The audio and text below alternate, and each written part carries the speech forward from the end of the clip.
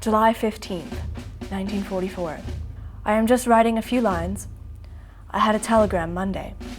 Jack was killed in action. Voices from the past. October 14th, 1944. I regret to inform you your son, Private First Class Sam Canello, was slightly wounded in action. Fading letters penned on the home front and on the front lines.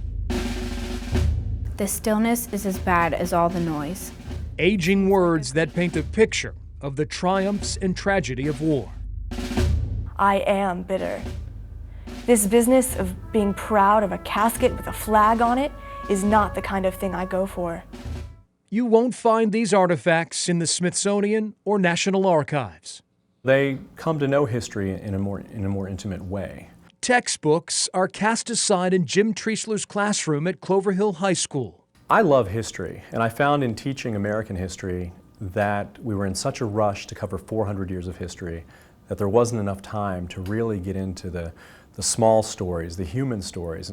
So Mr. Treisler hatched an idea 8 years ago to help his students better understand the past. It's completely different from any class that I've ever taken.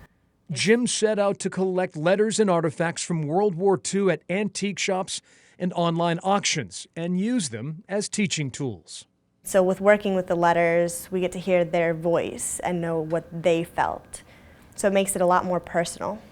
Today, the It Took a War project includes more than 5,000 letters and hundreds of artifacts from the Allies and their enemies, including a Nazi armband and medals and a note from a Japanese soldier missing his mother. It's heart-wrenching. I couldn't imagine being in the same kind of position that they were in. It's a treasure trove that would make most museum curators envious. And it's just so emotional to read them and think that someone my age was going through such deep and raw emotion like that. Some letters are pages long, others a few short lines, like the note from the mother of Jack Shelley, a U.S. Marine killed in the Pacific. He always thought so much of you, so I just wanted you to know. I can't write much. My heart aches so much. Jack's mother, Mrs. C.W. Derrig. These letters aren't sitting behind glass or packed away in a safe. October 14th, 1944. This is a hands-on lesson for Mr. Treisler's students. I've had people that said, these letters really belong in a museum, and having students handle these letters is just not a great idea. They'll destroy the letters.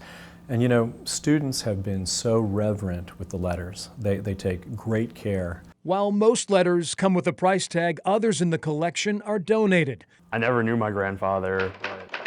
Like the dozens of notes from senior Zach Kaufman's family. I shall but love thee better after death. Zach's late grandfather John saved each and every letter his future wife Winifred sent to him on the battlefield in Europe.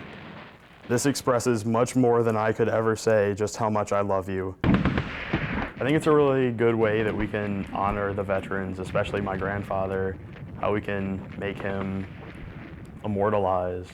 All of that becomes permanent with this project. It Took a War is showing no signs of slowing down. The students are transcribing and digitizing each and every letter, which they'll share with the world on the class website. When you take 8 years now that we've worked on it, and up to 100 students per year working on it, together we can do unbelievable things. May 7th, 1945. Reading the intimate thoughts of soldiers and their worried loved ones at home. So much more than just a chapter in a history book. My dear folks, today the war here finished. I can't seem to grasp it. Letters from the greatest generation, shaping a new generation of historians. Honey dear, we have been waiting for over 3 years for all this, and now it is really over. Love and more love to my sweet, adorable little angel.